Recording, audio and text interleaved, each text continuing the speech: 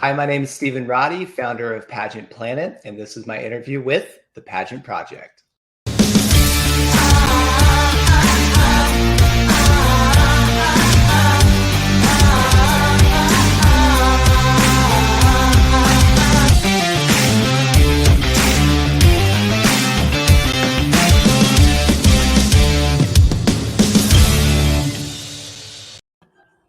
Hello, everyone. It's Adrian from the Pageant Project with you. My special guest for today, matching white ensemble, is Stephen Roddy, founder of the Pageant Planet. Stephen, welcome to the show. How are you? Thank you so much, Adrian, for having me. I'm feeling awesome. We didn't actually plan this, but Stephen, rather ironically, at least for what I do here with pageantry, you're the first man I've ever interviewed. Well, that's quite all right, because in looking at my staff, it's all female, and any of the men I've tried to hire, they don't stick for whatever the reason. So I don't know. It's the industry. It's the culture, what we live in. That's very true. Stephen, I normally start by asking the girls how they got into pageantry. So how about I throw that same question over to you, albeit with a slightly different spin, but how did you get involved in the crazy world of pageantry to begin with? Yeah, so my education, my background is actually in theology. I went to Bible college, so I'm ordained minister. I can marry and bury. But then after school, I couldn't find a job at church anywhere. And I had this entrepreneurial vibe. So I starting like really small businesses or whatnot. And then I, at 23, bought an arena football team in Georgia and was like, who's the prettiest girl I can get to do the coin toss? And then since it was in Georgia, I was like, well, maybe I could hire Miss Georgia to do the coin toss. And so sure enough, that was a thing. I didn't know that was a thing. And then basically Miss Georgia and I started dating. And then after the football team, I was looking for my next business and really wanted to create something online because I saw that as an emerging market and saw how much money she was spending in entry fees and dresses and coaching. And I thought, you know what, I think there could be a thing. So I did a few test little blogs and saw how much traffic like her name got. And I thought, wow, there's certainly a demand there. And then just decided to create a platform that attempted to take this very fragmented market and bring it together. So that's how it was birthed. Approximately how far back was that? So when was the Pageant Planet, I guess, actually birthed or founded? It was April of 2009. So it was actually it's 8th or 9th. I always forget the actual day, but that's why we create a holiday around it, and we call it like International Pageant Day. So if you've ever seen that floating around, it's actually the day when we started. So that's we started that, and we did it on our birthday, but we just don't call it our birthday. We just say International Pageant Day. So we encourage everyone to celebrate by uploading previous photos of them wearing a sash. I did not know that. I've seen International Pageant Day. I had no idea it was your birthday as well. How do you celebrate on International Pageant Day? Is there a crazy celebration in the office? Do you get together with your staff? What actually happens on International Pageant Day? Honestly, we're just zeroed into the community and just reposting. It's a busy time for us because we're just trying to repost and engage. My 10th year anniversary for Pageant Planet, I had a stressful night before. There was just some stuff going on with some staff, and I woke up at like 3 a.m. I just couldn't sleep. And I have this thing where when I wake up, it doesn't, 2 a.m., 3 a.m. And if I can't go back to sleep, I'm up. So I'm like, well, I have an online business. So I might as well start my workday. So my wife was like, what do you like? I woke up at 3 and she was like, what are you doing? I was like, I'm getting dressed to go downstairs. And she was like, well, why don't you put on some going out clothes? I got a surprise for you. I'm like, wait, what? It was 3 a.m. So she couldn't sleep all night because she was going to surprise me with this thing. Next thing I know, we're at the airport. We flew to Minnesota, and then there, like, we brought in all the staff, and like some friends and family. And it was this big celebration. I had no idea. At the airport, she kept going like this. So my eyes couldn't see where we were flying to. And I wasn't trying to ruin the surprise. But then we all ended up meeting at Mall of America in Minnesota. We had this really cool celebration. But outside of that, we don't have traditional offices. I didn't want an office because if I have an office, then I have to like go to the office. Yeah. And then that's not why I started the company. So all the staff, they work from their homes and sprinkled throughout the US, and tech teams in India, like all that fun stuff. So everybody's everywhere. So we get together not that much. I mean, there's some people on my staff. Actually, I know I've met everybody on my staff at this point, but sometimes when people start working for us, I mean, it might be 2 or 3 years before I actually see them in person. Yeah. How many staff do you have, Stephen? Spread across the world, I understand, but approximately how big is your team? Well, now it's actually been reduced. So there's only myself and 3 other actual staff members. Tech team is the brunt of it. And we've got 15 people, like full-time, like programmers, project managers. We've got 2 project managers, 2 they call it business analysts. So basically I bring my ideas for the site to them. They take the ideas and then they dissect it so that the tech knows like what the button should do when you click here and there.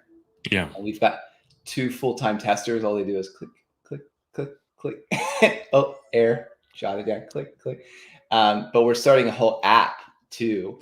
So that has expanded the team. But the first version of the app, it's not supposed to be out for like 10 months, which is tough because it's just this never ending bill for like 10 months before you see something, right? And it's not like cheap. So I just talked to them and we have this feature that's coming out. Well, I can say it because it's coming out next week, actually. It's a forum. And, because right now it's like the only thing that's out there is, was it the Void boards, which you hide behind this like fictitious screen name. I'm not sure if you're even familiar with it, but it is like my eyes go like this, like when I try to look at it. It is just a hot mess. It was really popular back in, I don't know, like early 2000s, late 90s. But there's another one, and I don't remember the name of it. Missiology is another kind of forum. Missology. So, but it doesn't really cater to helping contestants, in my opinion. It doesn't cater to helping contestants win and helping to integrate the community. And that's what we want. We want to connect the industry and then expand the industry, make it bigger. So we're creating a forum where in order to post, you have to choose your category. Either it's opinion, a question, or an update. Like an update a coach could do is like, hey, Mike, this girl won that I coached. Or a contestant can do like, hey, does anyone know about ABC Pageant? Or has anyone ever worked with ABC Coach? And then you can tag.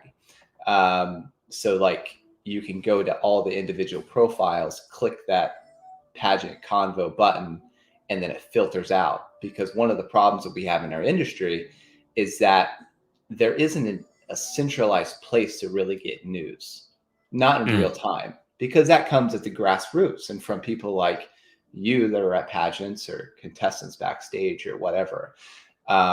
So this will bring it in a nice, neat format, categorized under each individual's profile. So you go in the Miss Universe's profile, Miss USA's, and click that button, and you can see all the conversation around Miss USA and Miss Universe. So it kind of serves like a time capsule, because you'll say, amazing, this news is about Miss USA 2020. And then over time, you'll be able to look back and you'll be like, oh my God, I forgot Steve Harvey did that. That was in 2000, whatever. Right. And because you can go back and you can see all the conversations. So it's nice to have, like, you'll see all the contestants, where they placed, and then like the conversation from the fans like you and I of what took place. And then on coaches' profiles, again, you'll be able to see certain questions that people have there. So it's a pretty integrated thing. We've had 2 full-time programmers working on it for 2 months just to get the database right. And Yeah. even that, it's just a minimum viable product to get it out there before Miss Universe, and hopefully get some conversation on it, and hopefully the people will like it. It sounds amazing. Can't wait to see it. It sounds very needed as well. As you said, there's not really a centralized place at the moment. I'm going to assume 99% of the people watching or listening to this interview know about Pageant Planet. Just in case, I wanted to give you an opportunity to sort of explain to the girls watching or the guys watching how they can get the most value out of the Pageant Planet, because it offers a few different services.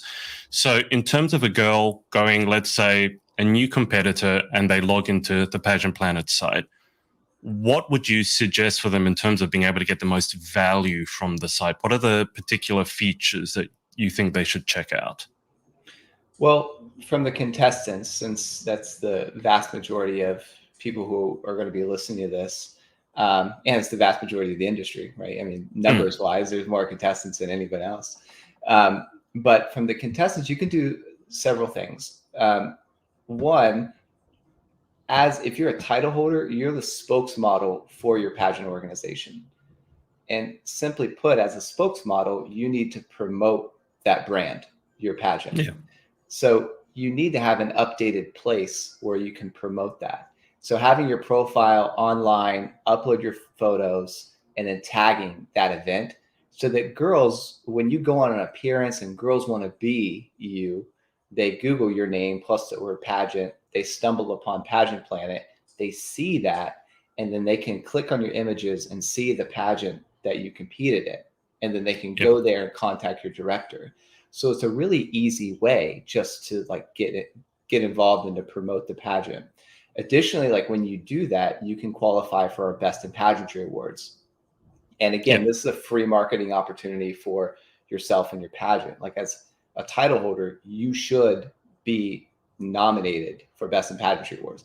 All you have to do is upload a photo and tag that photo with what year you competed in, like you're in, so, and then you can post that you're nominated, and then that's free marketing to all the people who follow you for your pageant.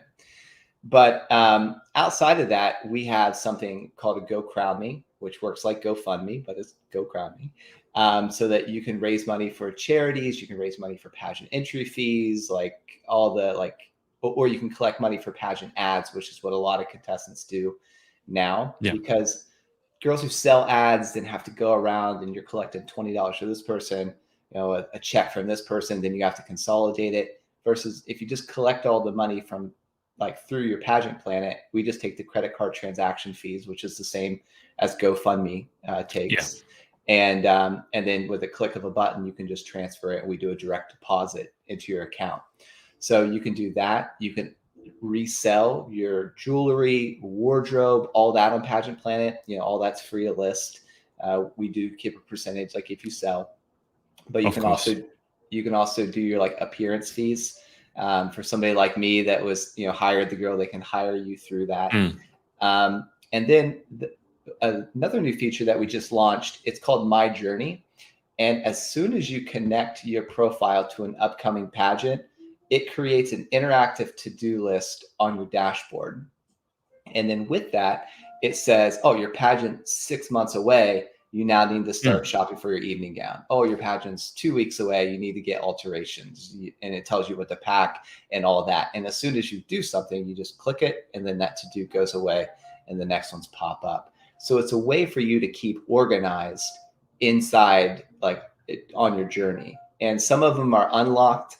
Others are hidden behind a membership, and memberships range from $29 to $148. But if you do the $148, you also get 2 mock interviews a week with a different judge. And these are certified judges, and you don't know which one you're going to get. So you get different input each time.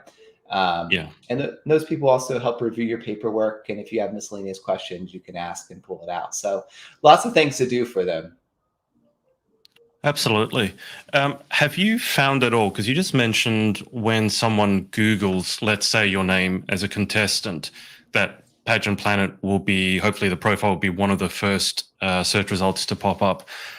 I've sort of, at the moment, I feel that most of pageantry is still Instagram. It's a little bit of Facebook. It's a lot of Instagram and some TikTok. Just in terms of search results, and obviously you're an entrepreneur, how important is it that the girls actually have more results coming up when someone Googles their name than, let's just say, an Instagram profile? Yeah. It's about controlling your image, one, and it's about owning your domain. So for me, it's important that when someone Googles Pageant Planet, that all of my entities come up. So for me, I always like to do things that I can control. The challenge with Instagram and Facebook, here's why I don't like social media marketing versus why I do like, let's say, SEO, search engine marketing. Mm-hmm. Facebook, Instagram, even TikTok, Pinterest, all that, they all try to make money the same way. They give you a bunch of followers initially, then they throttle you and then make you pay to reach those same amount of followers. Because if they don't do that, that's how you make that, you get all those free services. You don't have to pay for it. So Instagram did something really interesting, and we've been tracking our follower increase since like we started on Instagram. Like every week we track that, and you can see it went just like Facebook. And with everyone, because Instagram was like, oh, you want to turn your profile into a business and see all the cool stats, click here. When you click there and turn into a business, and you told Instagram that you're now a business, and then Instagram can just say throttle businesses X%, keep all the free profiles here. Right? Yeah. And then the businesses, because you got to pay to play. So and then Instagram just rolled out this thing now, which I feel like they did it kind of quiet, where they automatically muted basically most of your feed so that they can show more ads. So you got to go into your profile, because it says censor, it was like questionable information, or questionable information. Well, I'll have to pull it up because that's not the actual wording that they used. Yeah. But it was censor, sensitive. I think it was maybe sensitive information. Yeah. But like, what's sensitive? It was a girl in a swimsuit, or a girl with an evening gown with maybe less low cut could be considered sensitive.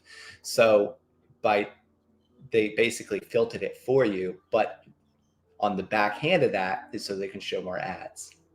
So to go back to your question, how important is it? You don't want to base your entire livelihood or presence off of social media, because you don't ultimately control that. Someone else's property. They can click delete and you're done. Like my Facebook got hacked, and people ran up like $10,000 in ad spend on all these, and it was like a concealed firearm. And my only sin was being on open Wi-Fi when I was on the beach. Wow. And I couldn't get it back for like it was like 3 weeks, and they deleted all my followers, they deleted all my images, and Facebook gave it back. But now it's like, I still can't even access my Facebook. So if you like my personal one now, thankfully my fan page, like my staff already has. Yeah. But like, it goes to show you, like, you don't really own it. Yeah. So, so in essence, why I like SEO and why you should have your own website and have your own entities is because you can control that, and no one can do anything to take it from you. I'm amazed you managed to get the money back at all, to be honest, because although Facebook, when you do advertise with them, they tend to be a little bit more responsive than, let's say, to someone who's just got a personal page. Stephen, I want to ask you, I mean, you've mentioned SEO, search engine optimization. You mentioned a few minutes ago, minimum viable product. These are all for anyone in the entrepreneurial space, they're probably familiar with those terms. And from interviewing hundreds of pageant girls, a lot of them are highly entrepreneurial. Yet the first thing they think of is to open an Instagram account, and they think, I'm open for business, got the Instagram account.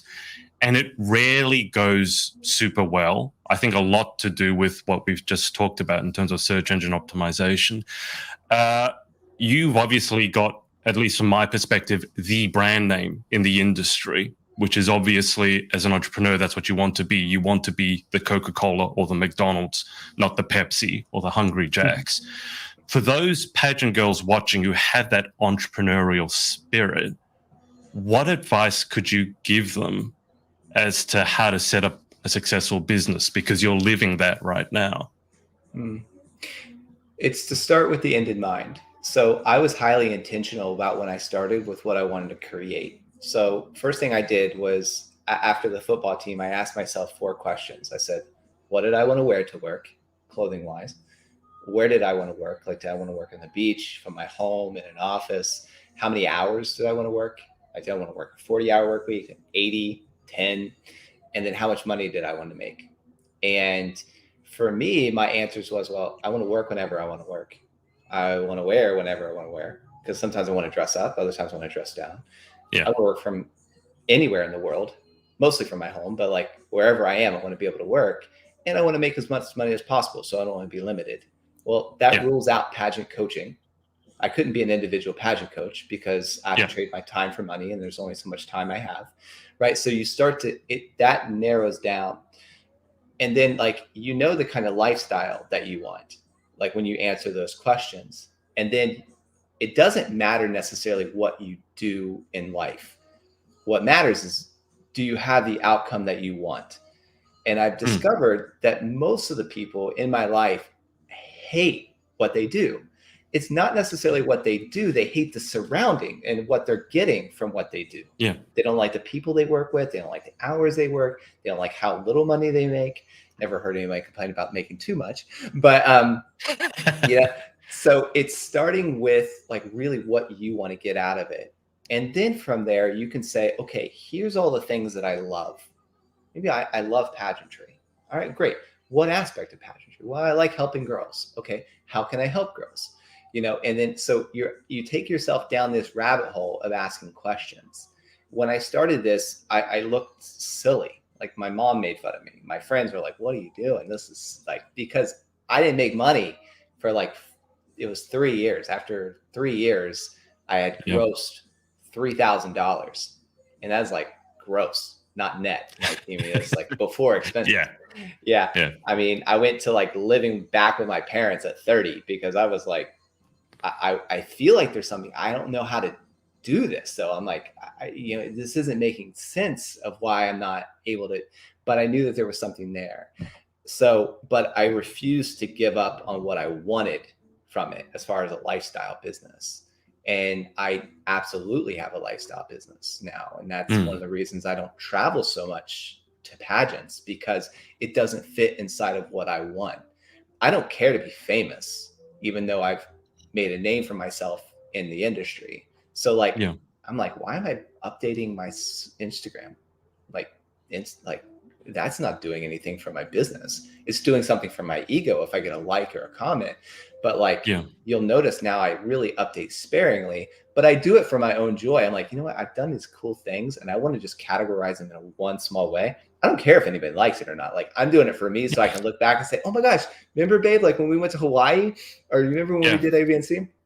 And I find myself, it might sound egotistical, but I don't go on Instagram every day. But when I do go, and when I spend a lot of times I'm reliving all those memories, like that I'm like, oh my God. And I like read through like what I said about it. And I don't really look too much about it because it doesn't matter. It doesn't fit within why I'm living my life. And you can be very rich, and you can be attractive to super successful. You could be married to a very successful person who's super attractive, and you could still be miserable.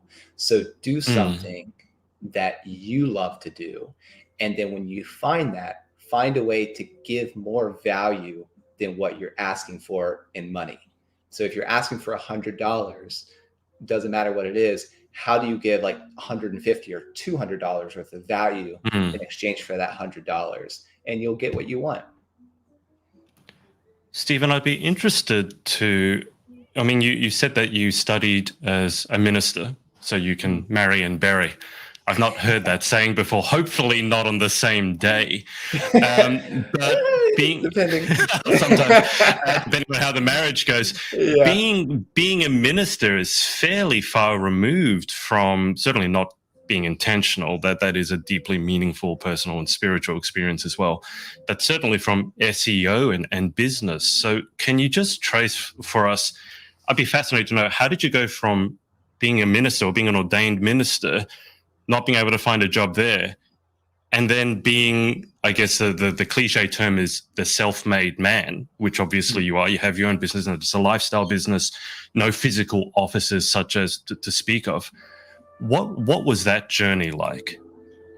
Tough, challenging, because Yeah. it's not like all the cute Instagram things is like, oh, you had this linear, like this projected path, and it really moves more like this, where you go up, you go down, you go back a little bit. It's messy.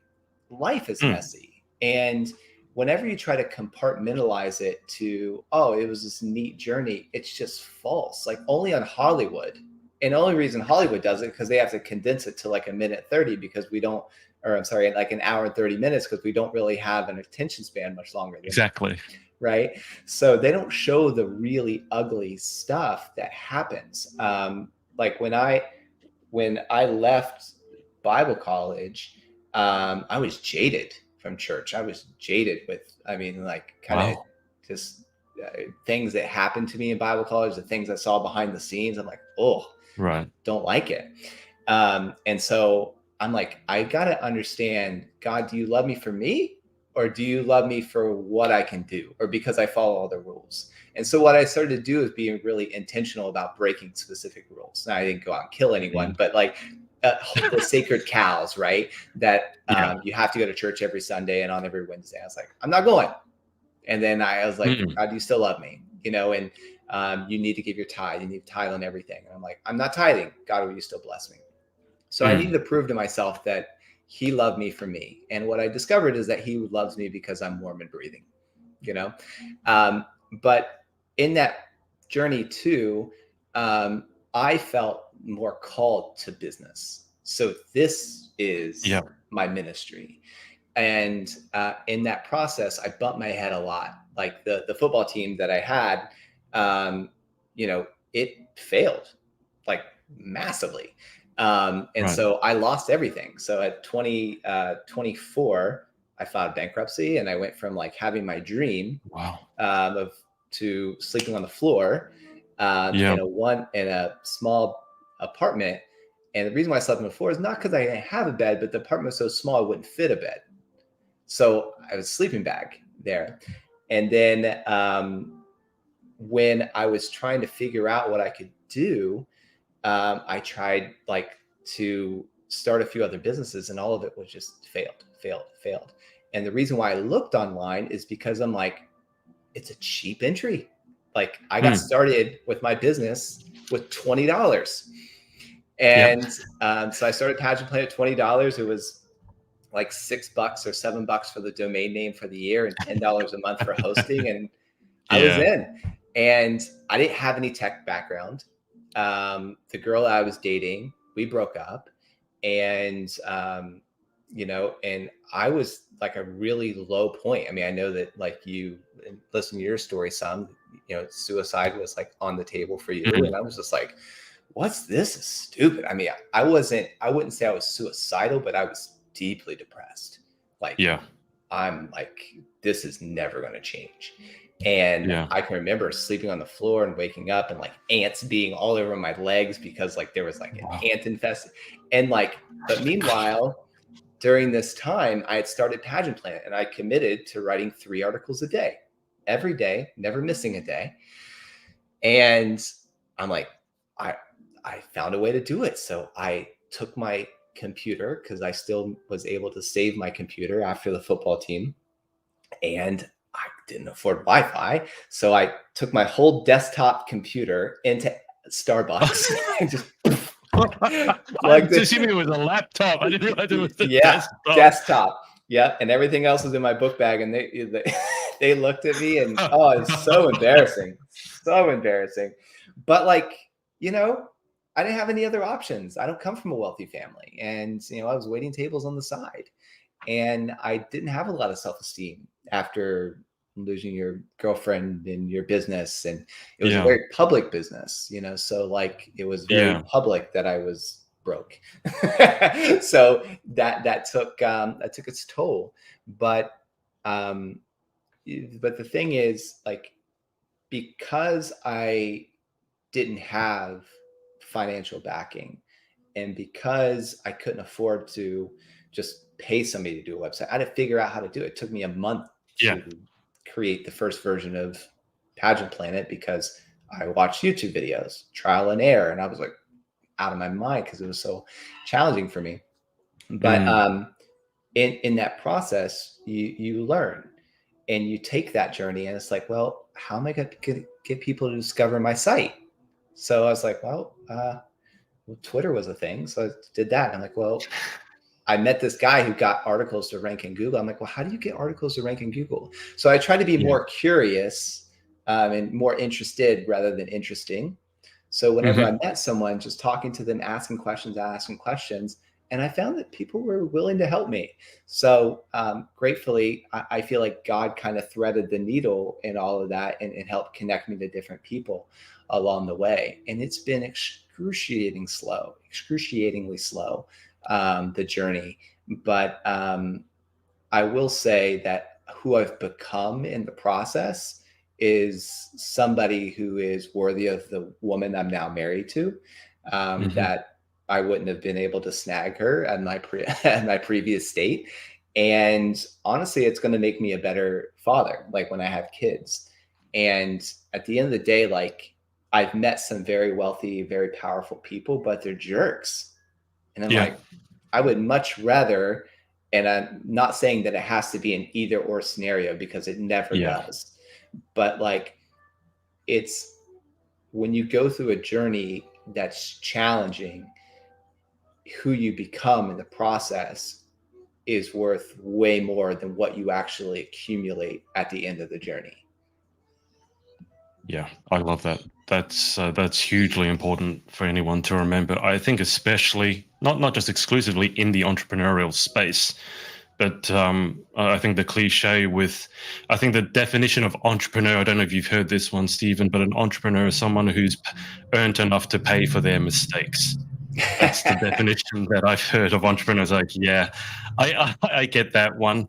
Guys, I can see a bunch of you watching. So if you have any questions for Stephen, he's actually got a call he needs to jump on in about 20 minutes. So I want to be cognizant and respectful of his time. Stephen, I just want to riff off what you said. You talked about failure. What is your attitude to failure in terms of when I say the word, or when you think of it? What is your life's perspective on failure? Now it's like, okay, cool. What worked and what could be improved? When I started, it was avoid this at all costs, avoid the appearance of failure at all costs. And now, because I realize that it's just a perception, like, I'll put things that, like, this forum, I hope people talk on it. But if people don't, it's going to be a public, like, oh, no one's interacting. Okay, missed it, but it's like, all right, cool. What do we learn from this process? And like, what worked and what could be improved? Because that's how we learn how to walk. We fall. It's how we learn how to talk. We trip over words. So we all fail. And there is something really beautiful about someone who can fail gracefully, though. Like, older people, I love watching them on stage. They'll miss up a word and they'll just be like, oops, okay, sorry. Or like, how do you work this lapel mic here, And they're completely comfortable in their own skin. And I'm like, that is such a beautiful way to be, because it doesn't matter. And a turning point for me in this, my wife and I, we do a marriage conference or a personal development conference once a year together. So we continue to grow closer together and toward our goals. And we did this one, and it was called Landmark, which is like it's a global company. I've done Landmark. You have? Okay. Yes, here in Australia. Okay, got it. So you say you've done it, or you've heard of it? Yes. No, I've taken, probably a few years ago, but I've taken one here in Sydney. Great. Okay, so you know about the creation of the story, so it's like, it's not necessarily what happened to you, it's the story that you tell around what happened to you. And for those listening, it's like, if someone says you're a jerk, what happened is they just said you're a jerk. The story about what they said Yep. is what you create. You're like, oh, Stephen is such a, like, he's such a whatever. How dare he calls me this? He doesn't know ABS. All that story. In fact, he just said, you're a jerk. Yeah, that's it. And it doesn't have to mean anything, but we take life events because we're meaning making machines and we make it mean something. And often it's to our detriment. Like very seldom do we make it mean something positive towards us. So a turning point with this is I went up in Landmark, you have to go up and speak in a mic in front of everyone. And I had questions. So I got up and went, question. And my zipper was completely down. I came back and my wife was like, your pants are unzipped. And I was up there like, yeah, talking like this. And what I mean, it was just completely down. And I was like, well, it doesn't have to mean anything. So I just zipped up my, and I noticed that the guy, like when he was answering questions from the stage, he almost kind of didn't know what to do. Again, that's a story because I just saw facial expressions. But that's my story. I was like, oh, I wonder why he's looking at me like that. But like he and I started talking in the bathroom, you know, two urinals side by side. And I got so interested in the conversation, I must have just totally forgot to like zip up my pants. And then so I went out there and but then I was just like, it didn't affect me at all. And the other day, I was at this restaurant up here and I got an acai bowl. And I saw this plastic surgeon that we know. So he's like, oh, I'm going to introduce you to my wife, all this stuff. So it's like, oh, it's so nice to meet you. And I was like, you know, as you can see, I'm all teeth, right? And how I smile and talk, I'm just all teeth. Well, I get back in my car and then I catch myself in the mirror and it looks like I had smeared just like acai. I mean, every tooth had like purple in it. And it was just like, if I couldn't have done it better if I put it on my finger and smeared it all the way across. I mean, it was, and I'm like, it doesn't have to mean anything. I had, like, they could have said something. I wish they would have. But, you know, so failure to me looks a lot different now because I realize, and I've been through so much, I've had the benefits of failure. And you always learn more from failure than you ever do success. And because failure comes with such a pain and an embarrassment that it causes you, if you use it correctly, to look introspective and say, what can I learn? How do I avoid this pain next time?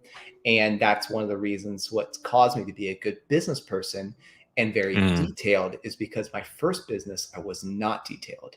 And that's what caused it to fail. Now, there are some other things like, you know, actually my football coach got with my dance team and instructor, and they found a loophole in the contract. And I went away on vacation. I came back. I didn't have a football team, right? Wow. And it's still like it was stolen from me at 24. Yeah. But like at the end of the day, if I would have known the ins and outs of the contract, if I would have been detailed, and if I would have done other things with budgeting, et cetera, if I would have been detailed, then those things wouldn't have happened to me. So other people did it to me, but ultimately the responsibility is on me. So I took that. I've applied it to Pageant Planet, and that's how I've learned how to grow a successful company, by being detailed and by being focused on other people more than myself.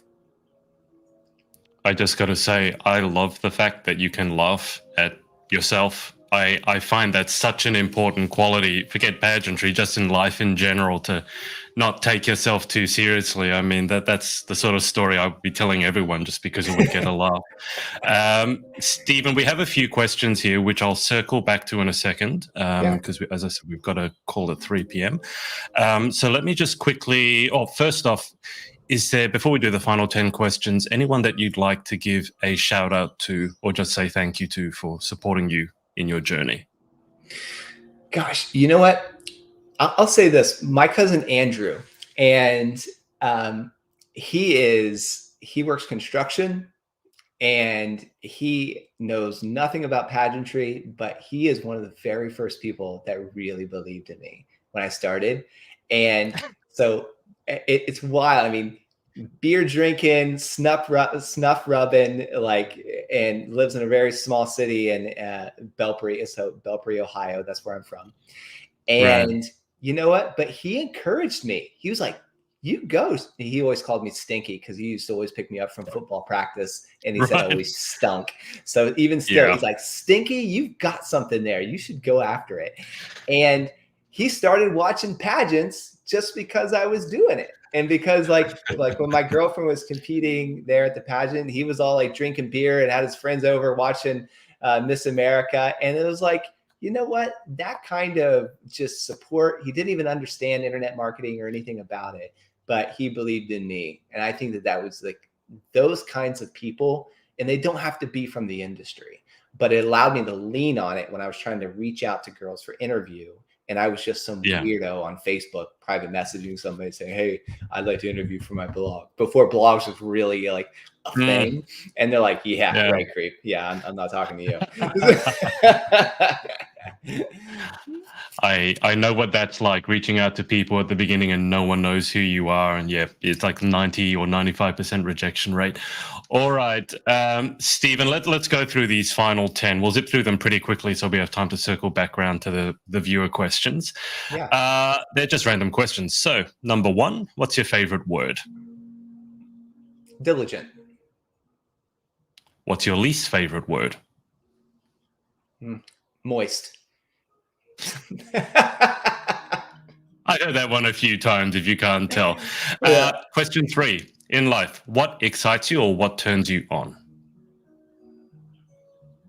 Progress. Yeah, progress was the goal.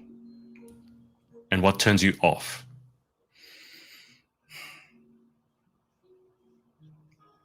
My own negative self-talk. Nothing is more detrimental to me. Like when I can't get out of my head, that's like, oh, like I just want to, I have to like recharge something. Yeah. What sound or noise do you love? The Venmo sound comes through the phone. I'm like, got it. Yeah, that one. What sound or noise do you hate? The alarm clock. Anything with the word alarm should not be a part of your daily routine. I'm just saying, you know, fire alarm shouldn't be, police alarm, burglar alarm shouldn't be there. So I really don't wake up to alarm clocks at all. So when I do hear it, it's like, oh gosh. Yeah. Question 7. If you could have any one superpower, what would you pick and why?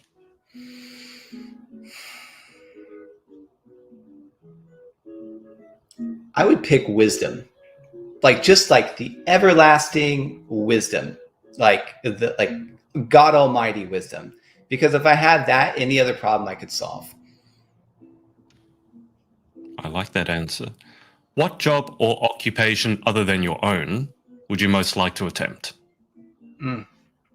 Real estate. My dad's in real estate, and he's built up quite a business. I love all the different, like I love making deals, and I love the automation of real estate, and I love all the different ways that you can manipulate the money in real estate, from taxes to leveraging it to buy other things. It's really fun. So I would do that as a full-time career. And what job would you definitely not like to attempt? Trash man. Like, yeah, I mean, driving the truck of the trash man specifically, because if I'm back there like loading it, then at least like I get some exercise out of it and maybe I'd look good. But like if I'm just driving it, I get all the smells and none of the exercise. None of the benefits. Yeah. I don't think anyone's talking about the benefits of being a trash man, but there we go. All right. Final question. If heaven exists, what would you like to hear God say when you arrive at the pearly gates? Well done. And I'm proud of you. That would be everything. I want to selfishly ask you, as a minister, I have just recently picked up a copy of the Bible, and I was baptized as a child, but I sort of rebelled against religion because I was sort of forced into it. Now, as an adult and going through the pandemic, I'm turning to it for wisdom for the first time. I've never read it. So do you have a quick guide for me as to where I should start? Because it's a big book and it looks a bit overwhelming, if I'm honest. Yeah. I wouldn't start cover to cover. Feel free to skip around. And the whole thing is the Bible is God's love story to humanity. And like the whole thing is God gave us life, humanity fell, and the whole Bible is about God's various attempts to win us back. And I would highly suggest reading the Bible it's called thebiblerecap.com. And it takes the Bible in chronological order. So it might not necessarily be Genesis through Revelation. It skips around because it's based on the chronological timeline. And then Tara Lee Cobble, who's the commentator, she breaks it down and she has a way of making it very down to earth. And I've read the Bible 4 times. All right. 4 times. And then like I'm reading it now the 5th. But this 5th time I'm going through her, and there's like, I'm like, oh my gosh, I didn't know that, and I went to school for it, so I should be an expert. But I was like, oh, that's great. So she does a very good job. I'd highly recommend, like, especially reading that, because if you've had a negative experience with religion, because that's in the back of your mind, and that's hearing somebody else break it down that doesn't have the same hangups towards the minister or the church or your parents. I mean, my mom told me I was going to hell like when I didn't go to church, and I was like 26. So because you're not going to hell if you don't like miss church, right? So in fact, like when church or Jesus was, it was synagogue, it's, and not everyone went to church every Sunday. So it's just but all that to be said is like it sometimes helps to have somebody else guide you through who doesn't have all the questions. Okay, that's perfect. I'll definitely look that up. Stephen, I'll just go through a couple of the questions here before we run out of time. So Stacey Simpson has asked, in this space, one of the challenges is online bullies. How did you deal with people that didn't love your success and perhaps bullied you about it? I ignored him. Like, a fire only keeps going if you give it more ammunition. And once a quarter, almost systematically, we'll do something that rages the public in some sector of the world. Some country, some system, you're thoroughly offended by something we've posted on social, or an article that we wrote, or a review that we allowed to stay live. So just ignore them, because honestly, they don't matter in your grand schemes. Like, you will have people do that. But if someone says something negative about you, it always tells me more about that person than it does you, because all you're doing is interpreting my actions based on what you would like, what your intentions would be if you did those same actions. So if you say I'm a jerk because I do this, all that's saying is like, you would do this because you're a jerk, or you know what I mean? Exactly. So I just ignored him. I don't put any energy to him. I like that. Giselle over in South Africa has said, often after failure comes fear. What advice would you give someone who cannot take their next step due to fear? You can take your next step. You're just choosing not to. And that's okay. But you have to ultimately realize that you are the one choosing not to. It's not that you cannot. You're just choosing not to for whatever the reason. I found that in my life, the thing I want most is on the other side that I fear. So if I leaned into my fear, the thing that's scaring me, I was able to get it.